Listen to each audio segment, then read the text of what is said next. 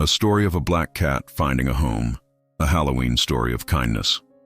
The October wind cuts through my thin black fur like invisible claws, and I press myself deeper into the narrow space between the dumpster and the brick wall of the restaurant. This is my spot tonight, the same as most nights, though "my" is a generous word for a place I merely occupy temporarily, always ready to flee if danger approaches. Above me, the sky has turned the particular bruised purple of autumn twilight, and the temperature drops with each passing minute, promising a cold night ahead. I am a black cat, small and thin, with yellow-green eyes that reflect the street lights like small moons. I don't know exactly how old I am, perhaps 2 years, perhaps 3, and I don't remember much from before the streets. There are fragments, vague impressions of warmth and safety, but they're so distant they might be dreams rather than memories. What I know clearly is this: I am alone, I am hungry, and I am tired in a way that goes deeper than physical exhaustion. The restaurant's back door opens with a bang that makes me flinch, my body instinctively flattening against the wall, making myself as small and invisible as possible. A human emerges, one of the kitchen workers, carrying a bag of trash. They don't see me, or if they do, they don't care. The trash goes into the dumpster with a crash, and the door slams shut again, leaving me in the gathering darkness with only the sound of my own rapid heartbeat in my ears. When I'm certain the human is gone, I emerge from my hiding place and approach the dumpster. I've learned the patterns here. Tuesday and Friday are the best nights for finding food because that's when they throw out the weekend specials that didn't sell. It's not Tuesday or Friday tonight. It's Wednesday, late October, the air smelling of wood smoke and dying leaves. But hunger is hunger, and I have to try. I'm a good climber, despite my thin frame, and I scale the side of the dumpster with practiced efficiency. Inside, I find little tonight. A few scraps of bread, a piece of chicken too small to satisfy, but better than nothing. I eat quickly, always aware that I'm exposed here, vulnerable to larger animals or humans who might chase me away. A rat scurries past, and we eye each other with mutual wariness, but neither of us has energy for conflict. We're both just trying to survive. This is my life. Every day a repetition of the same struggle. Find food, find shelter, avoid danger, survive until tomorrow so I can do it all again. I watch other cats sometimes, the ones with homes, the ones I see through windows curled on soft furniture, bellies full, eyes peaceful with security. I watch, and I feel something I can't name, something that aches in my chest and makes me turn away because looking hurts too much. I am especially aware, this month, of how humans react when they see me. It's always been difficult. Humans are unpredictable at best, dangerous at worst, but October brings something different. Halloween, they call it, and suddenly there are decorations everywhere that look like me. Black cats with arched backs and angry faces meant to be scary, meant to represent bad luck or evil or witchcraft. Children run from me more readily. Adults cross the street when I pass. Someone once threw something at me while muttering about bad omens. I don't understand why my color makes me more frightening than other cats. I've seen orange cats, gray cats, white cats, and none of them seem to provoke the same reaction. But I've learned that humans believe strange things, and one of those things is that cats like me bring bad luck. It would be funny if it weren't so lonely. I'm small and scared and just trying to survive, but they see me as some sort of omen, something to be avoided and feared. The irony is not lost on me, even with my limited understanding of human concepts. They fear me while I fear them, and neither fear is based in any real threat. I've never hurt anyone. I've never wanted anything except food and warmth, and maybe, though I barely let myself think it, someone to care that I exist. As full darkness settles over the city, I leave the restaurant alley and begin my nightly circuit of the neighborhood. I know every street, every alley, every potential shelter. There's a spot under the steps of an old brownstone that's usually dry. There's a heating vent behind the laundromat that blows warm air on cold nights. There's a gap in the fence near the park where I can slip through if I need to hide quickly. This knowledge has kept me alive, but it's also exhausting, maintaining this constant map of survival in my mind. Tonight, as I pass through the residential streets, I see the Halloween decorations in full force. Jack-o'-lanterns glow on porches, their carved faces flickering with candlelight. Fake spiderwebs stretch across doorways. And everywhere, there are black cats. Plastic ones, paper ones, inflatable ones, all depicted as symbols of fright and superstition. I pause beneath a street lamp, looking up at a decoration hanging from a porch. A black cat with arched back, mouth open in a hiss, surrounded by stars and moons. It's meant to look scary, meant to frighten children, meant to be part of the spooky fun of Halloween. But all I see is myself, or a twisted version of myself, used to represent something I'm not. If they could see me as I really am, hungry, cold, alone, just trying to make it through another night, would they still find me scary? Would they still cross the street to avoid me? Would they still tell their children I'm bad luck? I don't have answers to these questions. I only have the reality of my life. Constant vigilance, constant hunger, constant loneliness. And as October deepens and the nights grow colder, I feel the press of winter approaching like a weight on my shoulders. Last winter was hard. I'm not sure I can survive another one on the streets, but I'm getting ahead of myself. Right now, tonight, all I need to focus on is finding a safe place to sleep. Tomorrow will bring its own challenges. That's how survival works. One day, one night, one moment at a time. I'm heading toward my usual sleeping spot under the brownstone steps when I see a human approaching down the sidewalk. I freeze, as I always do, calculating whether to run or to stay perfectly still and hope they pass without noticing me. This human walks with a quiet step, unhurried, and something about their body language reads as less threatening than most. Still, I'm cautious. I've been wrong about humans before.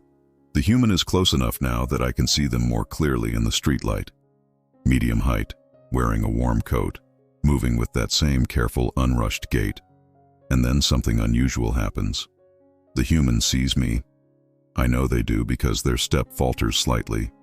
But instead of making a shooing gesture or crossing to the other side of the street, they simply pause, look at me for a moment without staring aggressively, and then continue walking, giving me a wide berth and keeping their movements slow and non-threatening. It's such a small thing, but it's different enough from my usual human interactions that I find myself watching them as they continue down the street. They don't look back. They don't make any sudden moves. They just walk away, leaving me unharmed and undisturbed. And somehow that feels significant in a way I can't quite articulate. I shake my head, dismissing the encounter, and continue to my sleeping spot. The space under the steps is vacant tonight. No other animals have claimed it, and I settle into the corner where I'm most protected from wind. The ground is cold beneath me, and I curl into the tightest ball I can manage, trying to conserve heat, trying to sleep despite the hunger gnawing at my belly and the cold seeping into my bones. This is how I spend most nights, fitful half-sleep, waking at every sound, never fully relaxed, never truly resting. My body needs to sleep, but my survival instincts won't fully shut down, won't let me be vulnerable even for the few hours of darkness. It's exhausting, but it's kept me alive, and that has to be enough. But the alternative is to keep living as I have been, cold and hungry and alone, and with each day that passes, that alternative becomes harder to bear. I'm so tired. I'm so cold. I'm so lonely. Late October brings a cold snap, temperatures dropping into the 30s at night, frost forming on the ground. My usual sleeping spots aren't adequate anymore. The space under the steps is too exposed to wind. The heating vent behind the laundromat sometimes shuts off at night. I'm shivering constantly, unable to get warm, unable to sleep properly because I'm too cold. One evening, as the kind human leaves my food, they pause longer than usual. "It's supposed to get really cold tonight," they say, and there's real worry in their voice. "Below freezing.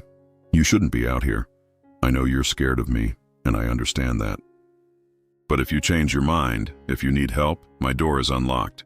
It's the brick house on the corner, the one with the blue door. You're welcome there. No strings attached, just warmth and safety."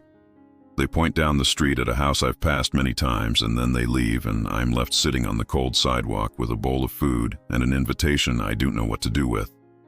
A house, indoors, warmth, safety, but also enclosed space.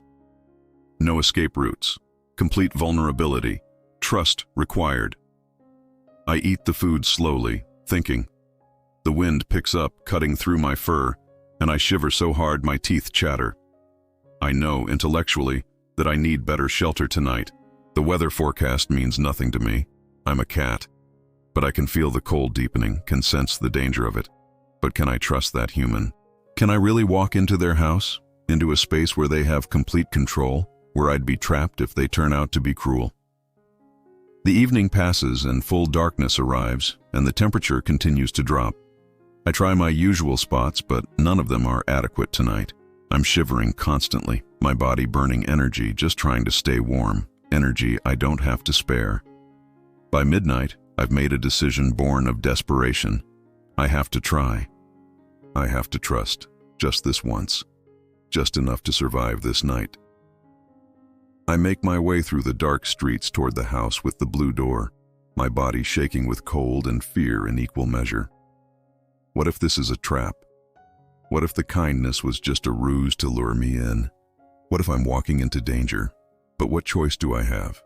Stay outside and possibly freeze, or risk trusting the one human who has ever shown me consistent kindness?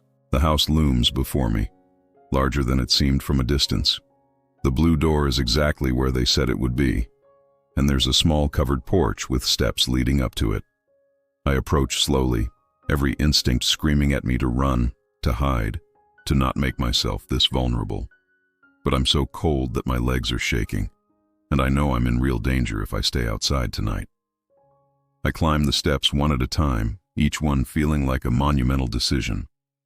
At the top, I huddle against the door, pressing myself into the small corner where the wall meets the door frame, trying to capture any warmth that might be radiating from inside. The porch blocks some of the wind at least.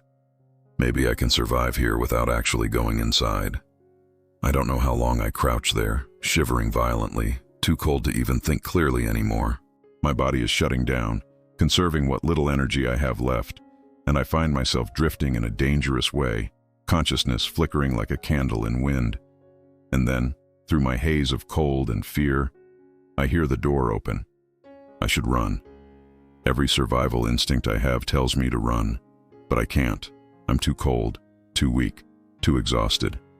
I can only press myself harder into the corner, making myself as small as possible, waiting for whatever comes next. Oh, sweetheart.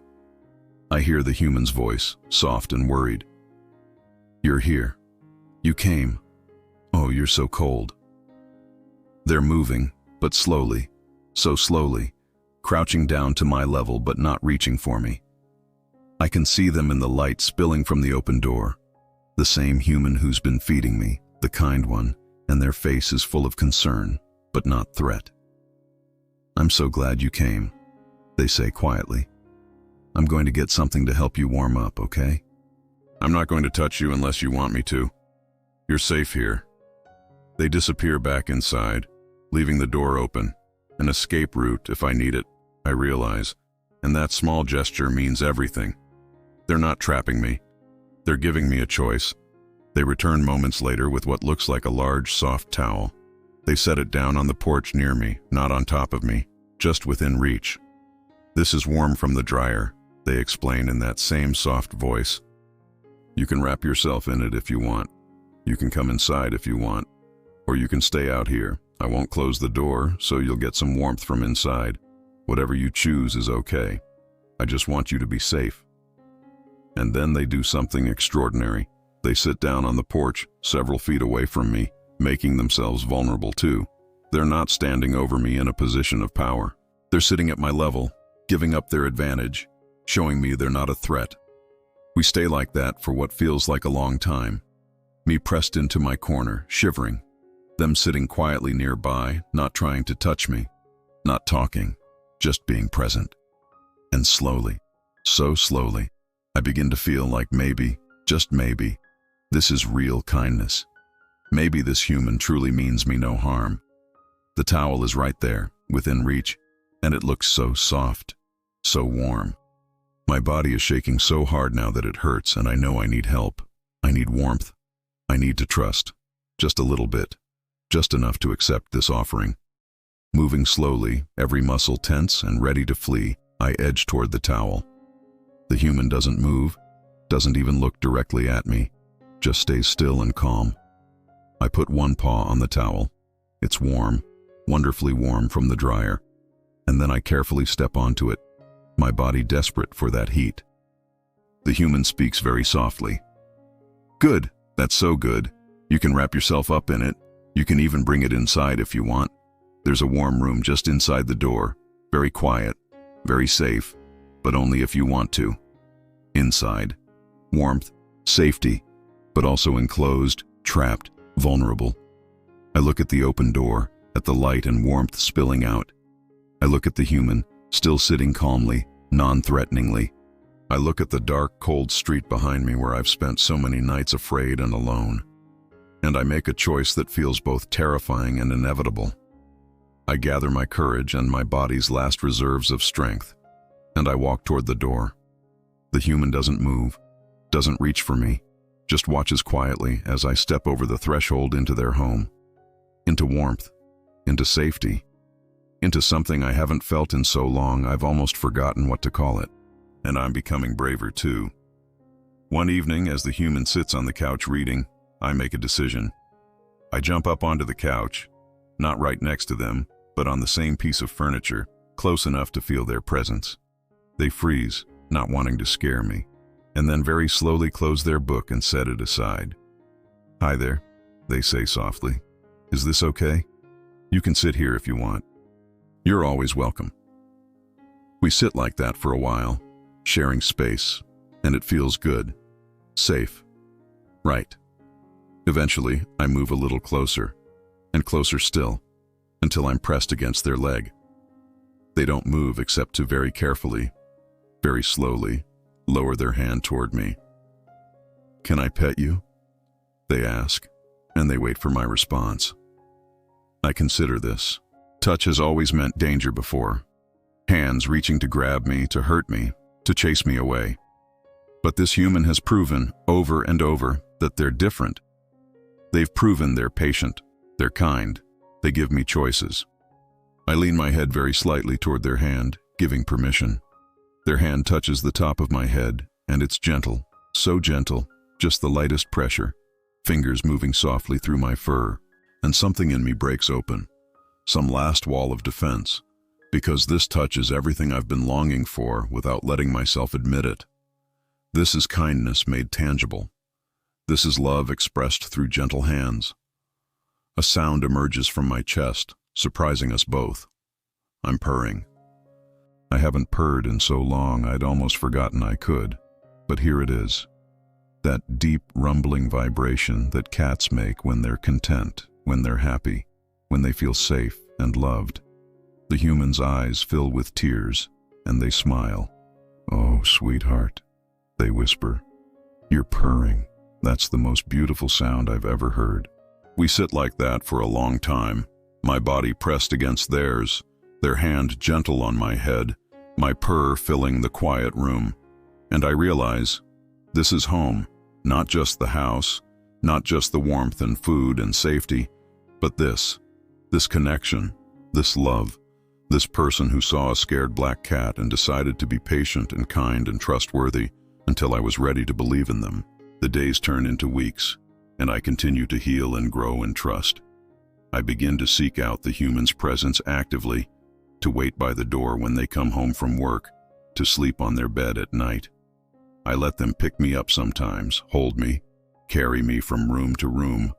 I let them see me at my most vulnerable, sleeping on my back, showing my belly, the ultimate gesture of trust in cat language.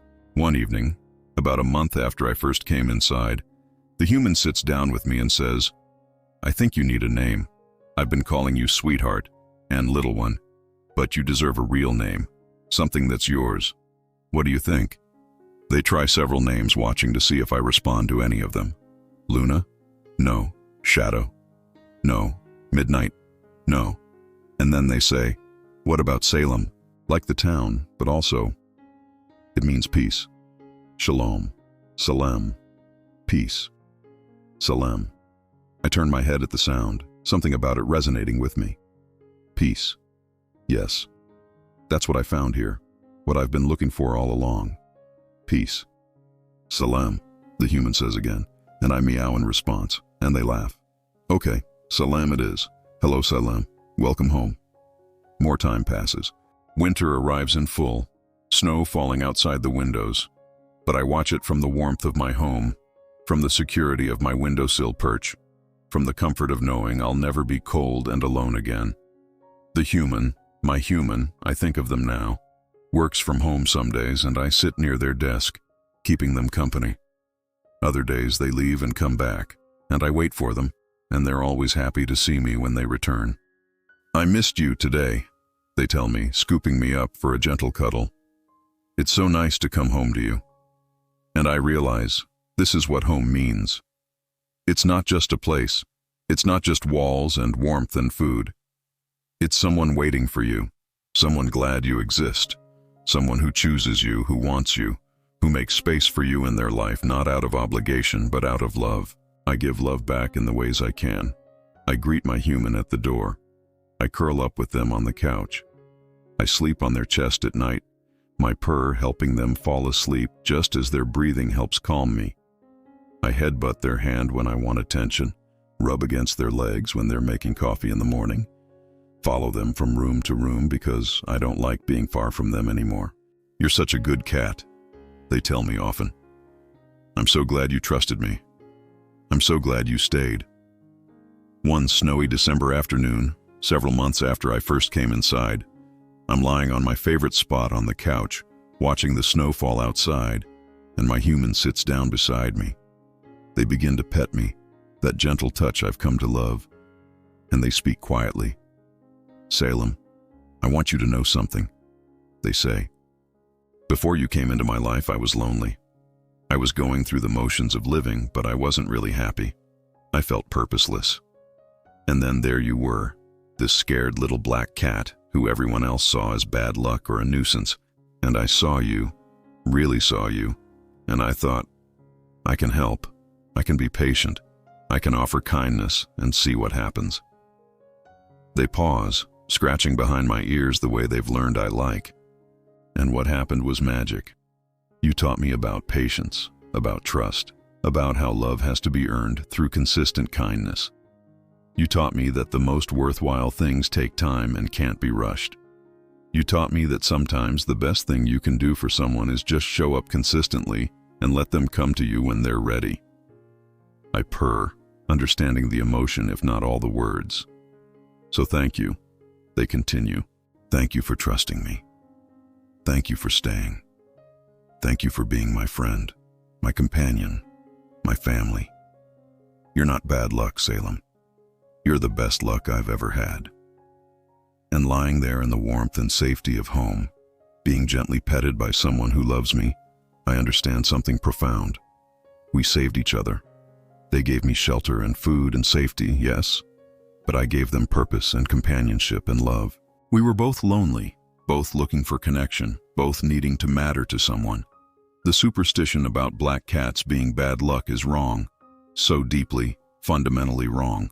Because I, a small black cat who was homeless and scared and alone, am the best thing that ever happened to this person, and they're the best thing that ever happened to me.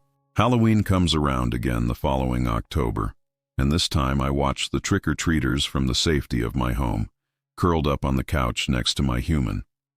The decorations are up again, jack-o'-lanterns and ghosts, and yes, those black cat cutouts that used to hurt to see, but now I can look at them and understand. Those are just images. They're not me. I'm not a symbol of fear or bad luck. I'm Salem, beloved cat, cherished companion, home at last. You know what?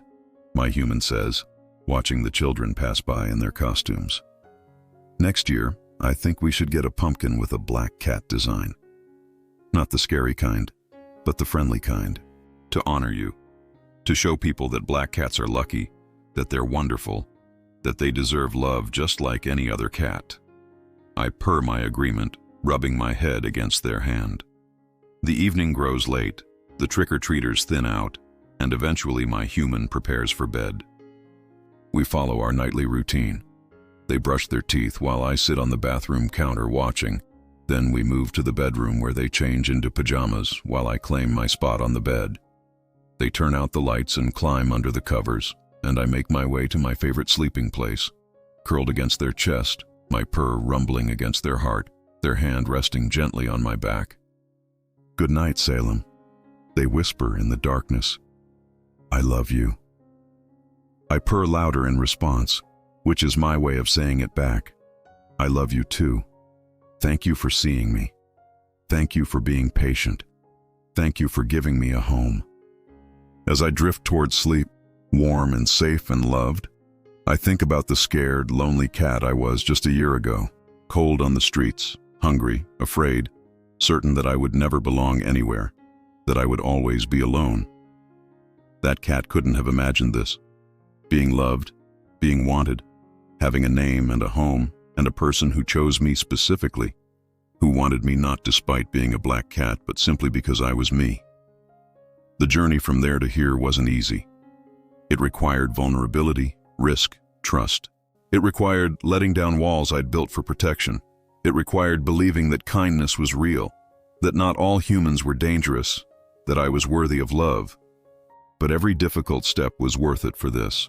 Warm blankets and gentle hands and a purr rumbling in my chest, and someone whose heartbeat I fall asleep listening to, whose breathing syncs with mine in the darkness, whose presence makes me feel safe in a way I never thought possible.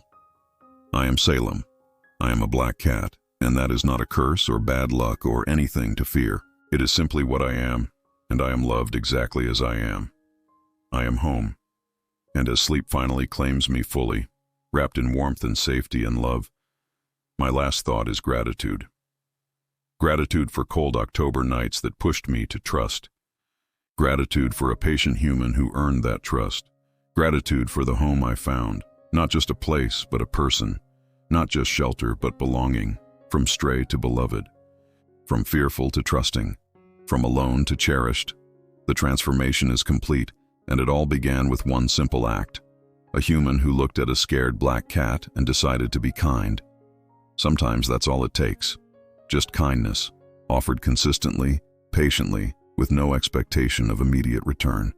Just seeing someone who's scared and vulnerable and choosing to be gentle. Just showing up, day after day, proving through action that you're safe, that you care, that you're not going anywhere. My human did that for me. And in return, I gave them everything I had to give.